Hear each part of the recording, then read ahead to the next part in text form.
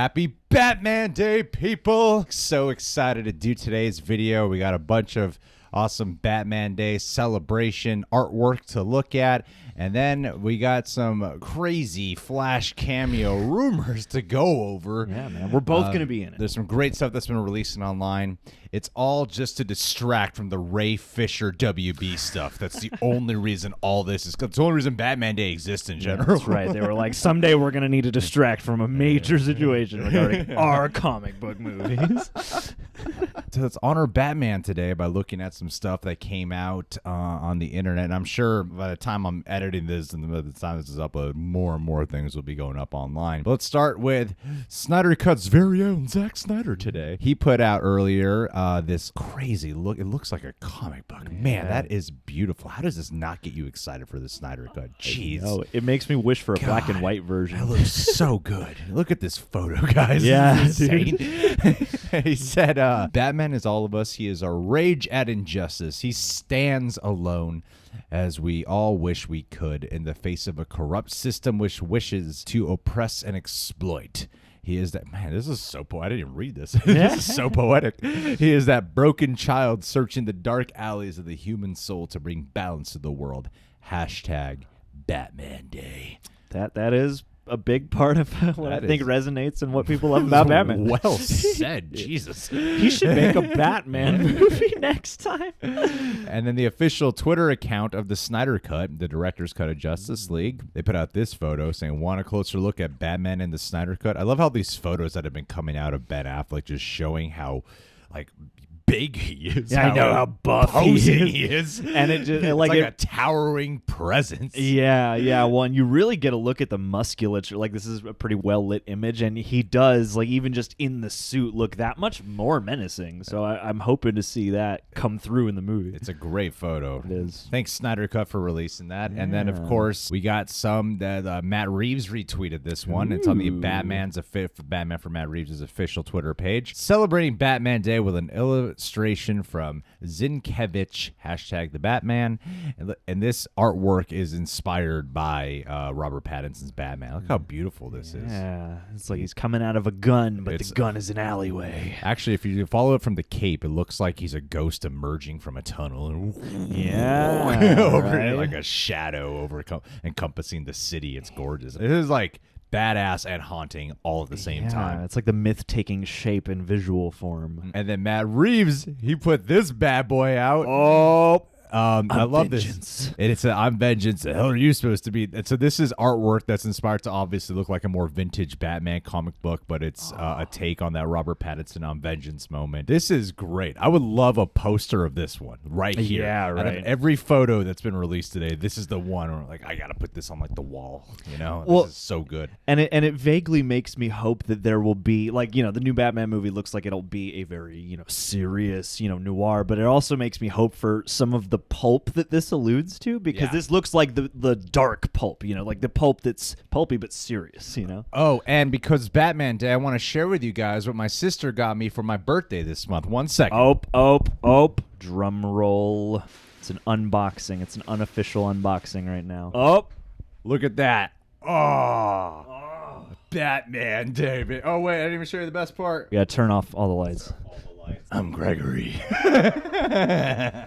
I'm Alfred. This is so cool. This is so awesome. And I flash that whenever I need you to help me edit a video. I love that. Thank you again, Megan. That's a beautiful gift. Crazy how the superhero has a special holiday. I wish LA still wasn't on lockdown in so many parts, so that way we could go to the center of the city and light the bat signal again. Oh, remember that? That was a beautiful day. That was a great day. You know what's funny is today is also National Talk Like a Pirate Day, and I've seen that there's apparently a Batman pirate comic as well. Oh, cool. So it's everything. And Boss Logic put this out as well, one of the best artists in the business, who I'm so surprised is not getting hired for films yet. Yeah. But he put this out where he's got a red version of it, and he's got a black and white version of it. Isn't that sexy? That is beautiful. That is so sexy. I hope we see a shot like that in this movie. It's like the Batman animated series meets Matt Reeves' Batman. So cool. Well, yeah. So cool. It literally looks like you photographed a comic book in real life. Yeah. It is like, it's so pixelated. picturesque.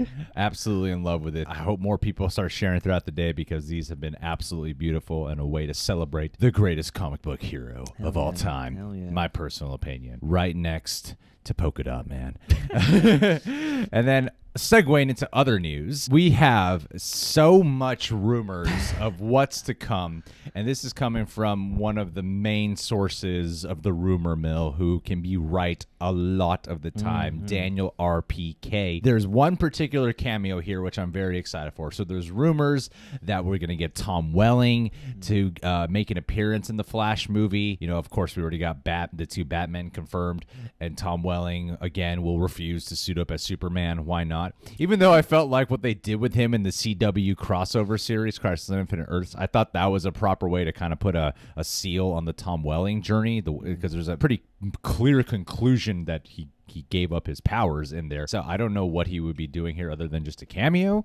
But the man, I just don't think likes wearing the suit. And then you got Grant Gustin, who's rumored to be here, which I think would be an absolutely wonderful cameo. That would be great. You know, it's really hard for me to wrap my head around someone else who can top Grant Gustin's portrayal of the Flash. I think if he were to cameo in here after Ezra Miller cameoed in the CW series, that would be a great way to pay it forward. Plus, it'll mean that DC gets to beat Marvel to including their TV universe in the movies. Well, yeah, there's more I want to comment about that in a second. There's been a lot of rumors as well that they've been approaching people like Christian Bale, George Clooney, Val Kilmer to try to make appearances in here. Okay. To try to get all the Batmen basically to make an appearance. And at this point, with all the Batmen, I'm kind of like, well, why not? You've come this far. It would only make more sense to just get all the Batmen to be included. But the confusing element of that, if you try to get Val Kilmer and George Clooney, the confusing part of that is they were replacements for Michael Keaton. Yes. That was the same timeline. That's the same Bruce Wayne. That's the same Batman. Whereas opposed to you're establishing these guys are all separate universes and they're colliding in this one movie. That's where I think it can be confusing if you really want to get caught up in canon and continuity and all that crap. This one, though, is the big rumor, which Mark Guggenheim said that he did approach him. Here's the quote, to be honest with you, because I never wanted to lie on these things. That was, I actually did. We did reach out to Nick Cage. All right. Superman. Which would be awesome. Like the Superman movie that never was. And for the kind of meme personality that Nicolas Cage has turned into. And I think a lot of us have that itching desire of that movie sounds like it probably wasn't going to be all that great. Or at least not the Superman everyone envisions. Yeah. I think, though, to bring this to life here, and it would just be so much fun. Yes. It would be a blast. And it would be a different arena of wish fulfillment. Yeah, because you don't have to spend an entire movie's worth of money on it. But yeah, you can acknowledge it. And with the multiverse, I mean, I feel like multiverses open you up to humor. And that's another thing that, DC has been working to add in. And so I feel like that would be a wonderful self-aware thing to throw in because, of course, like we all want to see what Nick Cage's Superman would have looked like. Of course. I mean, John Schnepp, who passed away a couple years ago, who did the documentary The Death of Superman Lives, I feel like that brought a lot more light to people wanting to see Nicolas Cage at least do something in the suit, Because he's not going to do something generic. And he's a huge Superman fan. Isn't his son is named Kal-El or Jor-El? One of the two. Yeah. I forget which one it is. But he's a major, major Superman fan. He's a big comic book fan in general. And, after he was like he was Spider-Man Noir, and then he was even Big Daddy and Kick-Ass. Yeah. Like coming full circle. You could play a Spider-Man, essentially a Batman, and then he could play a Superman. Yes. That would be so cool. This cameo out of them all, I would be the most excited to check this one out. Yeah. That's a cameo that would get my ticket sold, regardless. Even more so than Michael Keaton, honestly. It just has to be a couple minutes. It just has to be a minute, honestly. It doesn't have to be a character. That's one of those cameos that I'm like, thank you, that's just so fun. And he got to do it. He got to be Superman. Yeah, I think that's partly it, too, is like with somebody like a Michael Keaton or like a legacy character that counts to this universe in a big way, I kind of get worried about how they're going to incorporate him. But yeah, something like this, as long as the movie itself has a good grip on its tone, like the risk seems very low and the reward seems very high. Yeah. At this point, with what they're doing with the Flash movie, I'm down for them to make everyone cameo in here. And the Crisis on Infinite Earths series already made it clear that everything's connected. They've already made it clear that like it's a galaxy, and then all these universes, we're all connected. All these worlds are have some type of linkage, right? However, let's face it, the movies make a lot more money. They get a lot more viewers, and this would only solidify it and probably make it clearer for all the audiences who did not watch Crisis on Infinite Earths, who did not watch that show, because I think sometimes there could be a lot more pressure with Crisis on Infinite Earths, those crossovers, because you have a crap ton of episodes you'd have to catch up on to really make sure you're not missing out on any piece of information, right? Yeah, whereas here you have a handful of movies, and you can add the shows if you want to. And I hope at this point, I'm actually hoping this movie gets weirder and tries to include some of the animated properties. Like if they can get really bizarre, really bonkers, because Harley Quinn is a pretty big hit, and it just got renewed for season 3. I just finished season 2. It is a wonderful series, but if they can try to include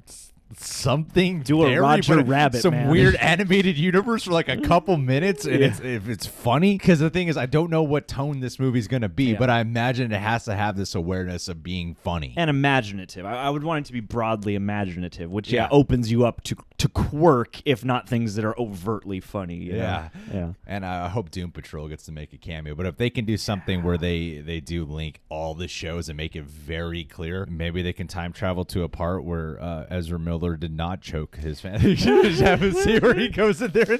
What if that was a big publicity stunt, and that was really just being shot for the movie, just to put it in the film, where he travels there, and like what Ryan Reynolds did in the end of Deadpool 2, and he travels there and then takes Ezra Miller off of him and be like, you don't want to do that. What a weird publicity stunt that would be. That'd be genius. It's not going to happen. It's not true, but it would be genius if they did it. I suppose so, because we would be wondering forever. All right, guys. Well, what do you think about all these Flash cameos? Are you going to be doing anything to celebrate Batman Day? I kind of am. I'm going to drive an hour and a half to go watch Tenet tonight, to watch Robert Pattinson on screen. That's Batman. Yeah, I could just watch HBO Max stuff. I mean, Nolan directed it. Robert Pattinson's not Batman, but isn't the Batman time? Whatever, guys. Subscribe to The Real Rejects. Click that notification bell. Keep a lookout for our boys' reaction tomorrow. Last but not least, Rosa Parra. Now, if there's a hero out there that we need but don't deserve, it's Rosa. It's Rosa. Rosa, I'm so proud of you. I saw this week. Man, we keep talking about how you keep climbing this ladder of being a critic, and now you are a verified critic for Rotten Tomatoes. Yeah. We've even tried. Did not pan out. Yeah, man. But now you are, and you've been in this pursuit way less than us. So congratulations, Rosa. I'm so proud of you. I know it's been a tough year for everyone in more ways than one, but you have accomplished so many milestones. You've completed goals that were ours. So you rock. Keep kicking ass. Can't wait to see those capsules of yours. Yeah, man. Love you, Rosa. Love Talk you, Rosa. soon.